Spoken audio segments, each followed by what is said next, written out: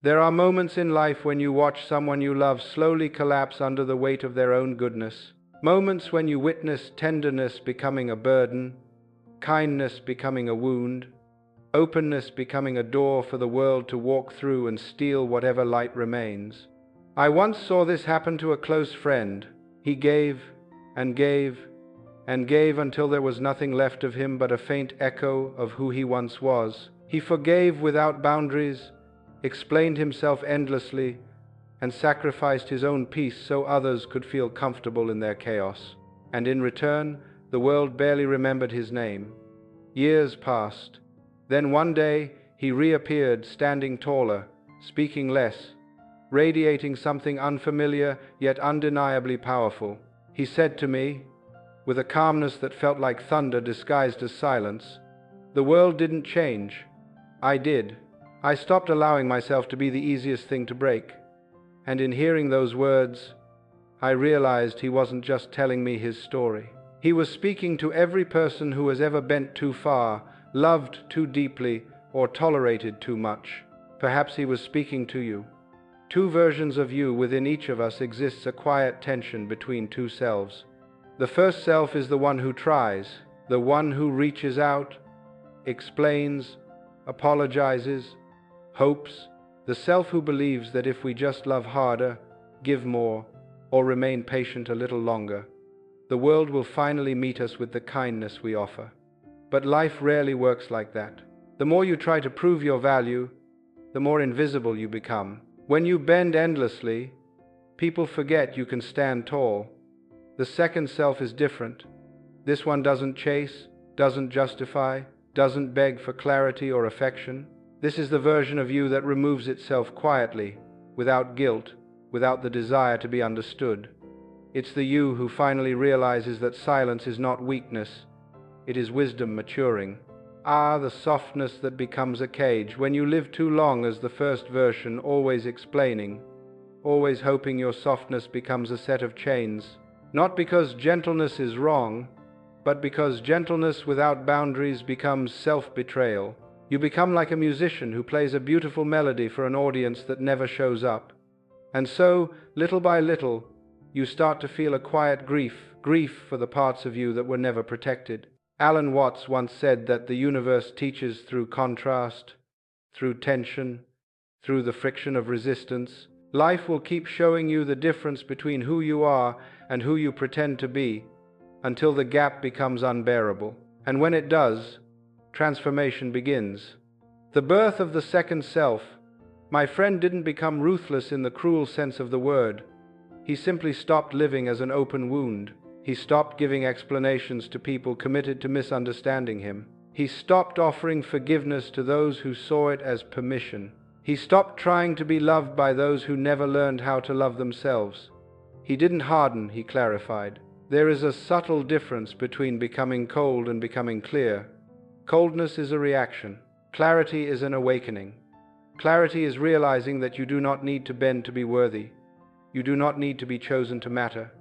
You do not need to prove your value to anyone who refuses to see it. As Watts would put it, when you stop running, the ground comes to meet you.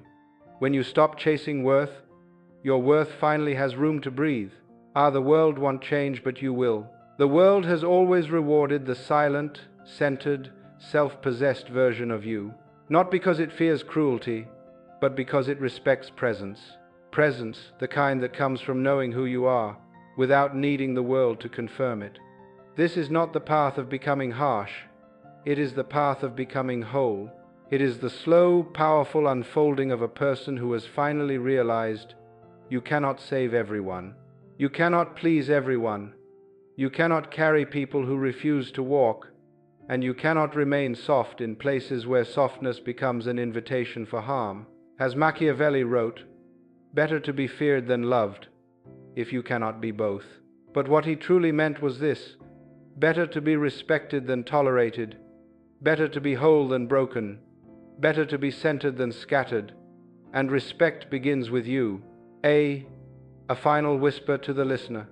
So, if you're listening to this right now, perhaps life is softly nudging you toward your own evolution. Not away from kindness, no, but away from the version of you that breaks too easily. The world may not change, people may not change, circumstances may not change, but you can. And when you do, when you finally shift from being the version who bends to the version who stands, life will feel different. Not because it is different, but because you finally are.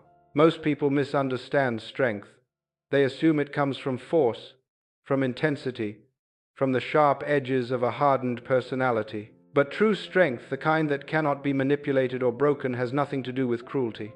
It begins with clarity. Clarity about who you are. Clarity about what you allow.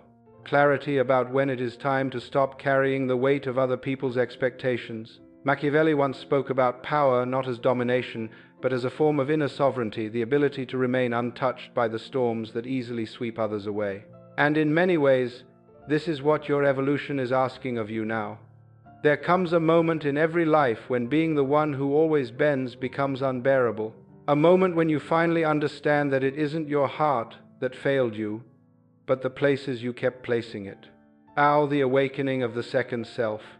To awaken the second version of yourself, the calm, certain, quietly ruthless one, you must first understand that being unbreakable is not about becoming rigid, it is about becoming rooted. A tree survives storms not because it fights the wind, but because its roots run deep. It bends, but it does not collapse. The ruthless version of you is not unkind. It is simply unmoved by the things that used to shatter you. It is the you who stops explaining yourself to those committed to misunderstanding you. The you who says less, observes more, and steps away without announcing your departure. The you who understands that not every wound deserves healing, and not every person deserves access. Alan Watts would say that the world begins to change the moment you shift, not because the world is different, but because your perception is no longer held hostage. How the burning of the old self-transformation is not gentle. It feels like setting fire to your own identity, watching the parts of you that once defined your softness curl up into smoke. You lose a piece of your old self each time you stop tolerating disrespect. You shed another piece when you stop apologizing for existing. You let the final pieces go when you stop giving your heart to places that offer no nourishment in return. This burning is not destruction, it is purification. It is the universe teaching you to travel lighter. The person you become on the other side of this fire is unrecognizable, not because you changed too much, but because you finally stopped pretending. How building peace from within, you will reach a point where you no longer look to others for peace, not because you stopped believing in connection, but because you realize that peace borrowed from someone else can be taken away the moment they withdraw. But peace built from within, that is the kind no one can touch. It is a peace that comes from knowing your worth without needing it mirrored. A peace that comes from understanding your boundaries without shouting them. A peace that comes from resting comfortably in your own presence. This is what it means to become untouchable. Untouchable not because you intimidate, but because you have nothing left for the world to use against you. A world that cannot break you. Life has its way of testing whether you have truly grown. People will challenge your silence, your distance, your newfound clarity. Circumstances will present you with familiar chaos to see if you slip back into the old you. But remember this, the version of you that breaks is the version that still seeks permission. The version that rises is the one that finally understands it never needed to. So when the world tries to pull you backward, pause, breathe, watch the old patterns appear not as traps, but as mirrors, and then step forward anyway. Because you are no longer the person who bends at every tug of guilt or expectation. You are the one who chooses when to give, where to stand, and when to walk away. This is your awakening, a new beginning, a reclamation of your inner sovereignty. And from this point on, you are no longer easy to break. There is a quiet tragedy that unfolds when you keep offering your heart to places that were never capable of holding it. You help, you forgive, you explain, you hope. You keep believing that one day, perhaps after enough patience or enough self-sacrifice, people will finally recognize your worth. But they don't. Not because your worth is invisible, but because people often cannot see what requires maturity to understand. Human beings have a strange relationship with what is freely given. In the psychology of power, anything offered without resistance begins to lose its shape. Kindness, when unprotected by boundaries, becomes mistaken for fear. Generosity, when poured endlessly, becomes interpreted as dependence. And the moment someone senses your need to be valued, they gain a subtle influence over you, not through force, but through your own longing to be accepted. This is how weakness is born in the human spirit. Not from failing, but from forgetting to honor your own limits. Not from loving, but from loving without discerning who is capable of receiving you with responsibility. Why goodness gets exploited. Alan Watts used to say that the universe mirrors your internal state. If you offer yourself without self-respect, life will send you people who confirm that very belief.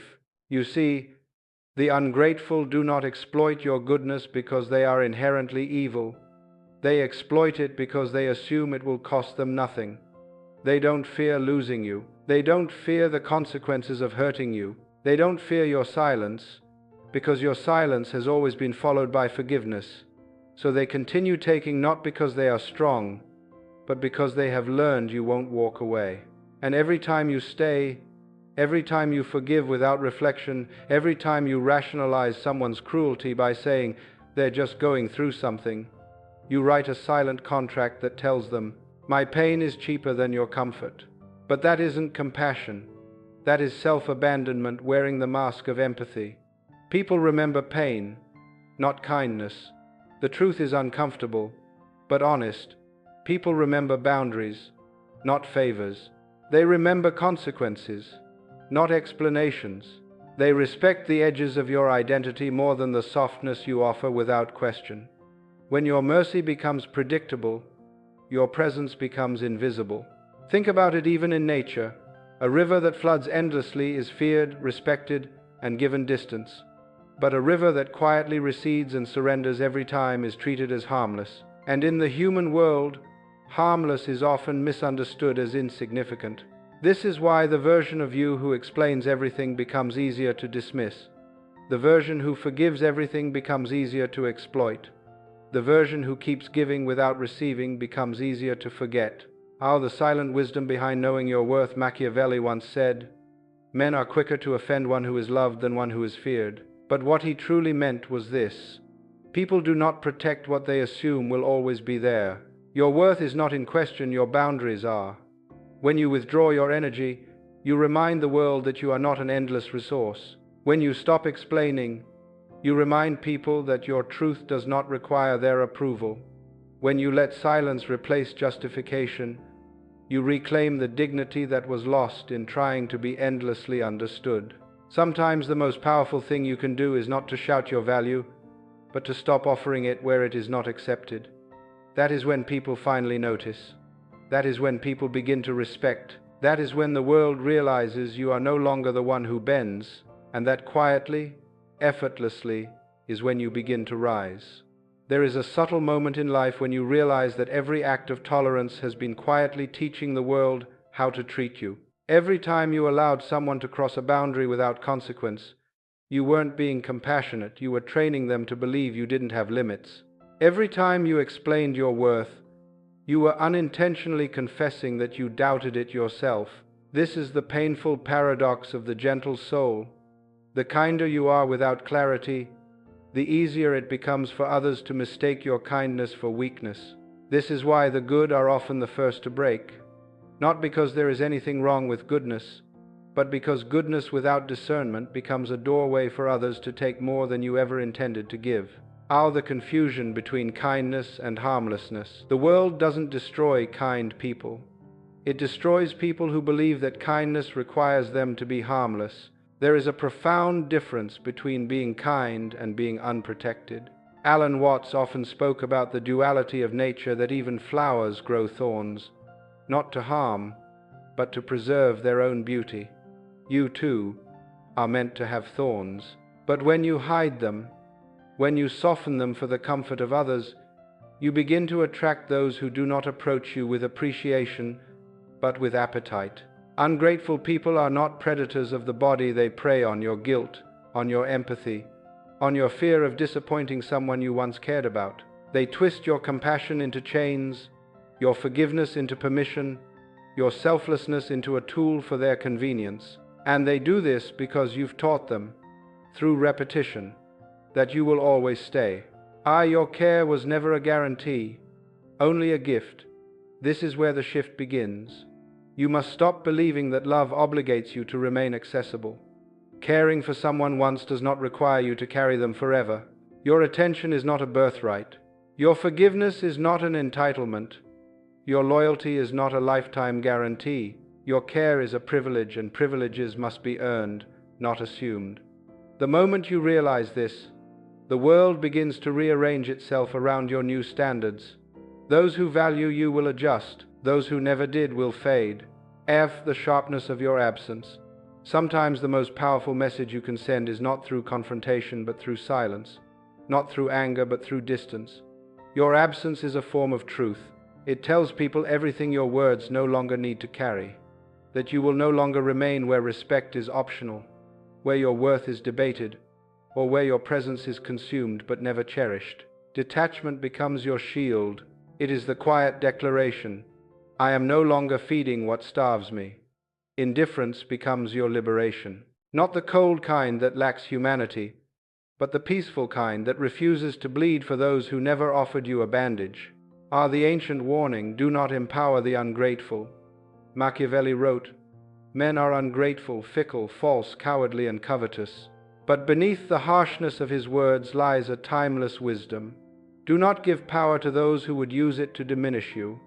Do not give your loyalty to those who interpret it as weakness. Do not give your heart to those who believe it is theirs by default. The ungrateful cannot help what they are, but you can choose not to hand them the tools to harm you. Your evolution begins when you understand that protecting yourself is not selfishness, it is self-respect growing stronger. It is your spirit remembering its own worth. There is a deeply rooted illusion. Many of us carry the belief that being good is enough to protect us, that kindness is a shield, that gentleness is a currency, that if we offer the world our light, the world will return it in equal measure. But life does not operate on such a simple equation. Being good can elevate you, but being good without boundaries will drown you. Goodness, when not balanced with self-respect, becomes a quiet surrender of your own power. It becomes a silent invitation for others to take what they want, to return when it suits them, to disappear when it doesn't, and to assume you will always remain available, not because they value you, but because you have taught them you do. Ruthlessness is not cruelty, it is alignment. People often misunderstand the word ruthless. They picture coldness, aggression, ego. But true ruthlessness, the kind born from awareness, is simply a refusal to betray yourself. It is choosing clarity over illusion, self-respect over obligation, energy over guilt. It is not an act of violence, but an act of restoration. It is the moment you stop rewarding betrayal with access, the moment you stop picking up every phone call from people who only dial your number when they need something, the moment you stop explaining why you are silent, why you are tired, why you are finally done, and when you stop feeding ungrateful people with your emotional energy. They begin to panic not because they care, but because they have lost their supply. This is where the shift begins. This is where you reclaim your throne. The power of choosing yourself. When you stop giving your attention to chaos, you become the one who determines what enters your life and what fades into the background. The world, in truth, belongs not to the endlessly giving, but to those who understand the sacredness of their own energy. Your attention is a form of currency. Your presence is a form of influence. Your silence is a form of strength. When you give these things to the wrong people, you drain your future. When you withdraw them, you rebuild your foundation. Every drop of compassion you spill into unworthy hands is a drop stolen from the version of you that needed it most. So you gather yourself, you conserve your energy the way a warrior preserves his final arrow, not out of fear, but out of wisdom. And then suddenly, people look at you differently. They wonder what changed. They wonder where your warmth went. Tell them the truth. It froze the moment you stopped lying to yourself. Some people deserve your distance far more than your devotion. Some people deserve silence instead of explanations. Some people deserve the version of you that walked away, not the version that kept trying, the teacher that never lies. And so the journey continues into the second truth. Pain is not your enemy. Pain is your compass. Pain strips away illusions faster than any philosophy. It shows you what was false. It reveals what was fragile. It exposes where you placed your heart without protection. Pain doesn't lie. Pain doesn't pretend. Pain doesn't flatter. It simply reveals. And in its revelation, you begin to transform. This is how power is born, not from avoiding pain, but from learning how to turn it into wisdom. Pain is an honest visitor. It does not come to comfort your ego, nor does it arrive to validate the stories you tell yourself. It comes with a simple purpose: to strip away everything that was never truly you. It peels back illusions, burns through old identities, and dissolves the layers of weakness you tried to hide beneath kindness or distraction. What remains afterward is something quieter, stronger, and far more real. We often imagine that the difference between the people who break and the people who rise is the size of their suffering. But suffering does not discriminate. The world does not choose its storms carefully. What matters is not how much pain you face, but what you do with it. Why some break and others evolve. Weakness is not born from pain itself. Weakness comes from clinging to the belief that life should be fair, that healing should come from the outside, that someone or something owes you restoration. But the universe owes you nothing, and that is exactly why you are free. The strong do not rise because they experience less pain. They rise because they stop expecting the world to protect them from it. Instead of asking, "Why is this happening to me?" they begin asking, "What is this revealing about me? What is this moment trying to teach me about control?" This single shift transforms suffering into insight. Etch pain as currency, not punishment. Pain, to a conscious mind, becomes a form of currency. You can spend it building yourself, or waste it through bitterness and complaints. Most people choose bitterness. It is easier, after all. It allows them to stay the same while blaming the world. But those who become powerful use every wound as raw material for transformation. A broken heart becomes clarity. A betrayal becomes discernment. A failure becomes precision. Pain is not a punishment, it is information. It reveals the exact places where your boundaries were weak, where your trust was blind, where your identity was built on sand instead of stone. Each betrayal shows you who you elevated too quickly. Each disappointment shows you where you abandoned yourself for others. Each heartbreak shows you the parts of you that still believed love required sacrifice instead of balance. Pain writes maps across your inner landscape, and if you learn to read them, you will never be lost again. The opportunity within every crisis, Machiavelli warned. Never waste the opportunity offered by a good crisis, and though his words may sound harsh, they echo a deep truth. Growth rarely happens in comfort. Comfort lulls you into repetition, into stagnation, into forgetting who you are. Crisis, however, crisis forces evolution. It shakes the illusion of permanence. It awakens your awareness. It confronts you with the simple, unavoidable reality that your life must either rise or collapse. And in that confrontation, you discover a form of strength you never knew existed. Pain becomes a chisel, sculpting the unbreakable version of you, not hardened, but purified, not cruel, but clear, becoming untouchable through understanding. Once you begin to understand your pain, you stop fearing it, and when you stop fearing pain, the world loses its leverage over you. For what can people take from someone who has already learned from loss? What can they threaten when you no longer depend on them for peace? What can betrayal destroy once your self-worth no longer rests in other people's hands? Pain teaches you sovereignty. It teaches you where your power lives. It teaches you that nothing external can define you unless you surrender that privilege. And once you internalize this truth, you begin to move through life in a way that feels almost untouchable, not because nothing can hurt you, but because nothing can own you. Rejection is not the cruelty we imagine it to be. It is a mirror, one that reflects precisely where you placed your worth too carelessly. Every time someone turns away from you, Every time life closes a door you were convinced should open, it is revealing the simple truth that you invested your value in something impermanent. And loss, though painful, serves the same purpose. Loss teaches you that nothing external can ever belong to you fully. Not people, not moments, not certainty.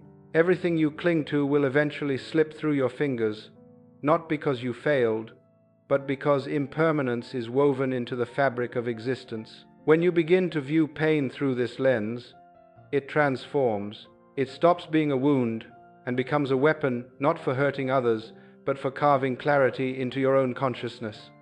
Turning pain into precision. Most people cry, hoping the emotional storm will wash their suffering away. But the strong, the ones who eventually rise, do something different. They sit with their pain. They study it. They let it speak. Instead of drowning in heartbreak, they use heartbreak to sharpen their vision. Instead of collapsing under disappointment, they turn disappointment into focus. They treat suffering not as a punishment, but as a guide, revealing the parts of themselves that still need strengthening. This is the dark alchemy of transformation, the ability to take what was meant to break you and forge it into the very thing that empowers you. The strong do not chase closure. They understand that closure, when demanded from others, is just another form of dependence. Instead, they create their own closure by turning every painful memory into a lesson, every betrayal into wisdom, every ending into evolution. Our resilience through awareness. Machiavelli understood a truth many people avoid. The world can be cruel, but cruelty can either chain you or fuel you. Those who remain soft without awareness become prisoners of their emotions. But those who sit with their suffering, who feel it fully without letting it consume them, discover a deeper, more grounded kind of power. Pain becomes the forge in which dominance is shaped. Not dominance over others, but over yourself, over your impulses, your fears, your old patterns. Because when life breaks you, it isn't ending you. It is revealing you. It removes the masks you wore to feel safe. It strips away the illusions you clung to for comfort. It confronts you with the rawness of your own soul. And in that vulnerability, you meet the version of yourself that has always been there, quietly waiting behind the noise of expectations and wounds. The fire you must sit with. Most people run from the fire. They seek distraction, validation, or escape. But the ones who transform, the ones who become untouchable, do something radically different. They sit in the fire. They allow the burning. They allow the discomfort. They allow the truth to rise to the surface, even when it shakes them. Because once you have survived your own suffering, no one else can control you through fear. Fear only works on those who still believe they are fragile. Once you realize you are not, you move through the world with an energy that cannot be manipulated, cannot be threatened, cannot be diminished. This is not the hardness of someone who shuts down. It is the clarity of someone who finally wakes up. There comes a moment in every human life when pain stops being something you fear and becomes something you understand. A moment when you realize pain is not the enemy, it is the messenger. It reveals, it awakens, it purifies, and eventually, it transforms you into someone the world can no longer predict. When pain no longer terrifies you, people lose their power over you. Their guilt no longer moves you. Their rejection no longer destabilizes you. Their silence no longer threatens you, because you have already survived the worst storms within yourself, and once you've walked through your own fire, no external flame can burn you the same way again. This is where unpredictability is born, not the wild kind that comes from chaos, but the calm unpredictability of someone who no longer reacts from fear. What pain enlightens the mind. Machiavelli believed that misfortune teaches more than comfort, and he was right. Comfort numbs you. Pain wakes you. Pain slices through illusion. It forces you to see people not as you imagined them, but as they truly are. It removes the stories you told yourself about loyalty, love, or permanence, and replaces them with clarity. You begin to choose logic over emotion, not because you've become cold, but because you've learned that emotion without awareness invites self-destruction. The more you endure, the less reactive you become. And the less reactive you are, the more powerful your presence becomes. How the aura of the one who has survived. There is something unmistakable about a person who has faced their own darkness and returned with understanding rather than bitterness. You can see it in their eyes, steady, unshaken, quietly aware. You can feel it in their silence, not empty, but full of meaning. You can sense it in their energy, dangerous not because it harms, but because it cannot be manipulated. They do not beg for respect. Their presence naturally commands it. Every wound they ever carried has been refined into wisdom. Every scar they once hid has become a piece of their armor, and the world responds to them differently, with caution, with attentiveness, with recognition. This is the transformation pain offers once you stop resisting it. Our pain as a tool, not a sentence. The next time life wounds you, resist the urge to curse it. Instead, sit with it. Study it the way a philosopher studies truth. Ask yourself, what advantage is hidden here? What strength is being carved out of me? What illusion is being burned away? Because every moment of suffering carries within it a seed of dominance, clarity, and resilience. Most people run from this seed. The ruthless plant it. They water it. They let it grow into something unshakable. Your pain can either become your prison or your power. The choice, quietly, profoundly, is always yours.